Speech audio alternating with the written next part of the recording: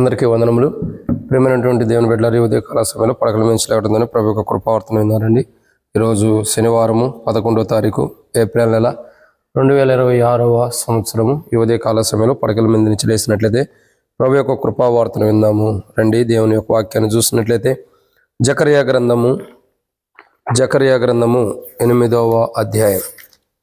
జకర్యా గ్రంథము 8వ అధ్యాయము మనం చూసినట్లయితే 19వ వచనాన్ని ఒకసారి చదువుదాం. సైన్యములకు అధిపతి యెహోవా ఆజ్ఞ ఇచ్చినదేమనగా 4వ నెలలో ఉపవాసము, 5వ నెలలో ఉపవాసము, 7వ నెలలో ఉపవాసము, 10వ నెలలోనే ఉపవాసం యోధా ఇంటి వరకు సంతోషం ఉత్సాహమును పుట్టించు మనోహరములైన పండగలగును. కాబట్టి సత్యమును సమాధానమును ప్రేమగా ఎంచుడి. ఇక్కడ దేవుని వాక్యాన్ని చూసినట్లయితే మనం మన జీవితాల్లో దేవుడు అనుమతించిన సత్యాన్ని, దేవునిలో ఉన్న సత్యాన్ని, అవన్నీ కూడా సమాధానం అంటే శాంతిని, దేవుడు మనకిచ్చిన శాంతిని కానీ, దేవుడు మనకిచ్చినటువంటి సత్యమును కానీ, ఆయనలో ఉన్న శాంతి, ఆయనలో ఉన్నటువంటి సమాధానమును, ఆయనలో ఉన్న సత్యమును బట్టి మనం ప్రియమైనవి ఎంచాలి. సో ఇప్పుడు మనం దేవుని వాక్యాన్ని చూసినట్టు ప్రియులారా, ప్రియమైనవి అంటే అర్థం ఏంటంటే ఇప్పుడు సత్యమును కానీ సమాధానమును కానీ దేవుని యొక్క యథార్థతను బట్టి, దేవుని యొక్క సత్యమైన మాటలను బట్టి కానీ, సమాధానం అంటే దేవుని యొక్క శాంతితో కూడినది కానీ, వీటిని మనం ప్రియమైనవిగా ఎంచాలి. సో ప్రియమైనవిగా ఎంచడం అంటే ఒక మాటలో చెప్పాలంటే దేవుని వాక్యాన్ని చూసినట్లయితే ప్రియమైనవిగా అంటే అర్థం ఏంటంటే ఒక 5 విషయాలు చెప్పగలుగుతాం.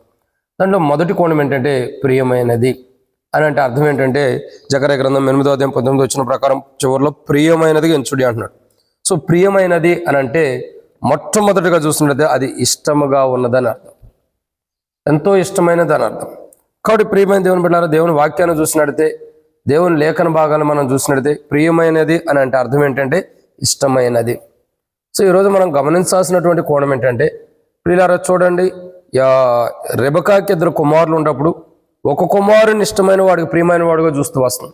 అంటే యాకోబుని ప్రియమైన వాడుగా చూస్తాం. అంటే యాకోబుని బాగా ఎక్కువగా ఇష్టపడుతున్నదిగా మనం చూస్తూ వస్తున్నాం. సో ప్రియమైనది అంటే ఇలా ఇష్టపడటం, ఎక్కువగా ఇష్టపడ్డ దాన్ని, ఎక్కువగా మనం దేనైతే ఇష్టపడుతూ వస్తామో, దేని మీద అయితే ఎక్కువ ఇష్టాన్ని కలిగి ఉంటామో, దేని మీద అయితే ఎక్కువ ఇష్టాన్ని పెట్టుకుని ఉంటామో అది ప్రియమైనది. అంటే మొట్టమొదటిగా అంటే మనం దేని మీద అయితే ఎక్కువ ఇష్టం కలిగి ఉన్నామో అది ప్రియమైనది. ప్రియమైనది అంటే ఎక్కువ ఇష్టాన్ని కలిగిందని అర్థం. సో ఈరోజు మనం సత్యం మీద, సమాధానం మీద, దేవునిలో ఉన్న సత్యం మీద, దేవుడు అనుగ్రహించినటువంటి సమాధానం అంటే శాంతి మీద ఎక్కువ ఇష్టము కలిగిన వారుగా మనం ఉండాలి. అప్పుడు మన జీవితాల్లో దేవుడు ఏం చేయడానికైనా సాధ్యకారకంగా మన జీవితంలో జరిగిస్తూ వస్తాడు. కానీ మొదటి కోణం ఏంటంటే ప్రియమనేది అంటే ఇష్టముగా ఉన్నది. అంటే ఆయన సత్యమును, ఆయన సమాధానం ప్రియమైనదిగా ఎంచండి. అంటే ఆయన సత్యమును, ఆయన సమాధానమును ఇష్టముగా ఎంచుకున్నది, మీరు ఎక్కువగా ఇష్టపడుడి అని అర్థం. సో ఎప్పుడైతే ఆయన సత్యాన్ని, ఆయన సమాధానం ఎప్పుడైతే మనం ఇష్టపడతామో, అంటే ప్రియమైనది కంటే ఎక్కువగా ఎప్పుడైతే ఇష్టపడతామో అప్పుడు మన జీవితాల్లో దేవుడు ఎన్నో ఆశీర్వాదాలు కలుగు చేస్తాడు. ఇది మొదటిది. రెండోదిగా ప్రియమైనది అని అంటే జకర్యా గ్రంథం 8వ అధ్యాయం 19 వచ్చిన ప్రకారం చెవులో రాయబడినట్లు ప్రియమైనదిగా ఎంచుడి. ప్రియమైనది అంటే ప్రేమగా లేదా ప్రేమించబడుతుందని అర్థం. అక్కడ ఎంతో ఒక మాటలో చెప్పాలంటే చాలా ఎక్కువగా ప్రేమించబడుతుందని అర్థం, చాలా ఎక్కువగా ప్రేమించబడుతుందని అర్థం. సో కాబట్టి గమనించాల్సిన విషయం ఏంటంటే ఆయన సత్యమును, ఆయన సమాధానమును మనం ఎంతో ఎక్కువగా ఇష్టపడాలి, మనం ఎంతో ఎక్కువగా ప్రేమించాలని బైబిల్ సెలవిస్తుంది. సో ఆయన అంటాడు కదా, సత్య సమాధానములు మీరు ప్రేమించుడి. సో సత్య సమాధానములు మనం ప్రేమించవాలిగా, ప్రియమగా ఎంచాలి.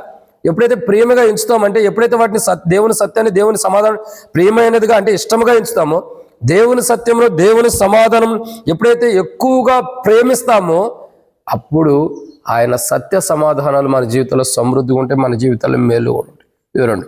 మూడో విషయాన్ని చూసినట్లయితే జకర్యా గ్రంథం 8వ అధ్యాయం 19 వచ్చిన ప్రకారం ప్రియమైనదిగా ఎంచుడి. అంటే మూడో మాట ఏంటంటే ప్రియమైనదిగా అంటే ఒకటి ఇష్టంగా ఉన్నది, ఎక్కువ ఇష్టపడేది. 2 ఎక్కువగా ప్రేమించేది. 3 ఆప్యాయత కలిగినది, ఎంతో ఎక్కువ ఆప్యాయత పంచుకున్నటువంటిది. ఆప్యాయత అంటే ఒకరి మధ్యలో ఒకరు ఉన్నటువంటి ఆప్యాయత, ఒకరిలో ఒకరు ఉన్నటువంటి ఆప్యాయత. చూడండి, అయ్యో వారు నా వారు, వాళ్ళు మా వారు, వారు మాకు సంబంధించిన వారు, వారు మా బిడ్డలే, మా తమ్ముడే, మా అన్నే, ఒకరి ఏడలో ఒకరికి ఉన్నటువంటి ఆప్యాయత. సో సో ఇక్కడ గమనించాల్సిన కోణం ఏంటంటే ఆయన సత్య సమాధానములు అవి నావే, అవి నాకు సంబంధించినవే, అవి నాకు కలిగినవే, అవి నావేనని చెప్పని ఎక్కువ ఆప్యాయత ఆ సత్య సమాధానముల్లో మనం చూపించాలి. అప్పుడు దేవుడు మన ఎడల గొప్ప కార్యం చేయడానికి ఇష్టపడుతున్నాడు.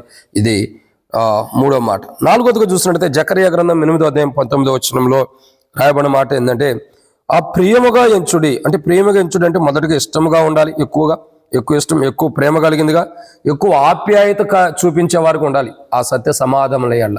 ఇక నాలుగోదిగా చూసినట్టయితే ప్రియమైనది ఎంచుడి అంటే ప్రియమైనది అంటే మంచితనముగా, ఎక్కువ మంచితనం కలిగినది. ఇక్కడ ఎక్కువ మంచితనాన్ని దాంట్లో మనం కనపరచాలి. ఆయన సత్య సమాధానముల్లో మనం ఎక్కువగా మంచితనాన్ని కనపరచాలి. ఆయన ఏదైతే సత్య సమాధానాలు మనకు బయలుపరుస్తున్నాడు, ఏ సత్య సమాధానం అయితే మనకిస్తున్నాడో దాంట్లో ఎక్కువగా మంచితనాన్ని, అంటే తక్కువ కొంత చెడ్డను కనపరచమని కాదు సుమి, మన జీవితాల్లో దాంట్లో మనం మంచిని కనపరిచేవారు ఉండాలి. మంచిని కనపరుస్తున్నప్పుడు ఆ సత్య సమాధానములో, అంటే ఆ దేవుని లోపల, ఆ దేవుని శాంతిలో మనం ఏం చేయాలా, మంచితనం అంటే చెడ్డవారు కొండుకోకుండా ఒక మంచితనాన్ని కనపరచాలి. ఆ మంచితనం కలిగిందే ప్రియమైనది ఎంచడం అంటే. ప్రియమైనది అంటే ఒక మంచితనం కలిగింది, ఎక్కువగా ఇష్టపడేది, ఎక్కువగా ప్రేమించేది, ఎక్కువ ఆప్యాయత కలిగింది, ఎక్కువగా మంచితనం కలిగింది. సో ఈ ఎక్కువ మంచితనంతో ఆ సత్య సమాధానంలో మనం ప్రేమించాలి. ఇది 4. 5వ విషయాన్ని చూసినట్లయితే జకర్యా గ్రంథం 8వ అధ్యాయం 19వ వచనం ప్రకారం ఆ ప్రియమైనదిగా ఎంచుడి అంటే సంతోషమైనదిగా, చివరిగా సంతోషమైనదిగా. ఆయన సత్య సమాధానముల్ని మనం సంతోషమైనవిగా ఎంచాలి. మనం సంతోషంగా వాటిని ఎంచుకుంటూ రావాలి. ఆయన సత్య సమాధానములు, ఆయన ఏవైతే మనకు సత్య సమాధానాన్ని ఇస్తూ వచ్చాడో, ఆయన యథార్థతతో కూడినవి కానీ ఆయన శాంతితో కూడినవి ఏవైతే మన జీవితాల్లో అనుమతిస్తూ వచ్చాడో వాటిని సంతోషమైనవిగా ఎంచాలి. వాటిని ఇష్టపడాలా, వాటిని ప్రేమగా చూడాలా, వాటిలో ఆప్యాయత కలిగి ఉండాలి, వాటి మంచితనం కనపరచాలి. వాటిని బట్టి మనం ఎక్కువగా సంతోషించాలి. ప్రియమైనవి కంటే ఎక్కువగా సంతోషించాలి. ఎప్పుడైతే దేవుని ఎడల కానీ, దేవుని క్రియల ఎడల కానీ, దేవుని కార్యాల ఎడల కానీ మనం ఎప్పుడైతే ప్రియమైనవి ఎంచంటే ఎక్కువగా సంతోషిస్తామో అప్పుడు దేవుడు మన ఎడల ఇంకా గొప్ప కార్యాలు చేయడానికి ఇష్టపడతాడు. ఇక్కడ ప్రియులారా, ఈరోజు ఉదయకాలం పడకల మించి లేవడం ప్రభు యొక్క కృపావర్తనం వింటాను మనం.